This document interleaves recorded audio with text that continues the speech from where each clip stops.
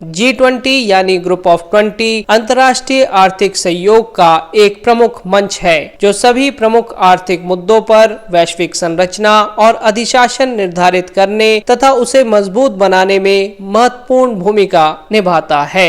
G20 की स्थापना वर्ष 1999 में की गई। इसकी स्थापना एशियाई वित्त संकट के बाद वित्त मंत्रियों और केंद्र बैंक के गवर्नरों के लिए वैश्विक आर्थिक और वित्तीय मुद्दों पर चर्चा करने के लिए एक मंच के रूप में की गई। शुरुआत में G20 व्यापक आर्थिक मुद्दों पर ही केंद्रित था, परंतु बाद में इसके एजेंडे में विस्तार करते हुए जलवायु परिवर्तन, सतत विकास, कृषि, स्वास्थ्य, ऊर्जा, पर्यावरण और भ्रष्टाचार विरोध को भी शामिल किया गया। भारत सहित 19 देश इसके सदस्य हैं। यूरोपियन यूनियन भी G20 में शामिल है। इसके सदस्य देशों में वैश्विक सकल घरेलू उत्पादन का लगभग 85% हिस्सा शामिल है। वैश्विक व्यापार में 75% से अधिक की भागीदारी है और विश्व की करीब 2/3 आबादी इन देशों में रहती है। G20 शिखर सम्मेलन प्रतिवर्ष एक क्रम को जारी रखते हुए सदस्य देशों की अध्यक्षता में आयोजित किया जाता है।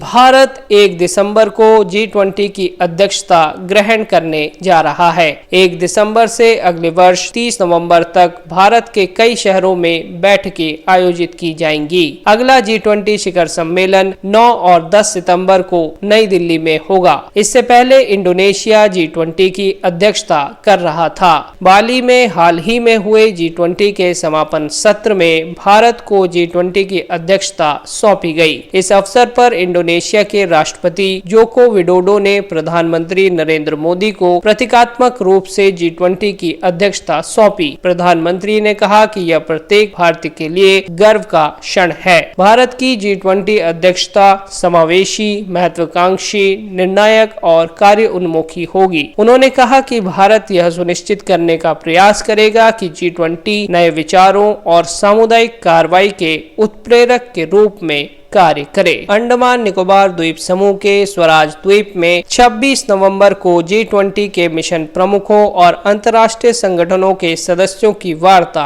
आयोजित हुई। इस वार्ता में G20 शेरपा अमिताभ कांत, मुख्य समन्वयक हर्षवर्धन श्रृंगला सहित 40 से अधिक प्रतिनिधियों ने हिस्सा लिया। प्रतिनिधि मंडल 25 नवंबर को पोर्ट ब्लेयर पहुंचा। पोर्ट ब्लेयर में प्रतिनिधि मंडल के सदस्यों ने राष्ट्र स्मारक सेलुलर जेल का दौरा किया।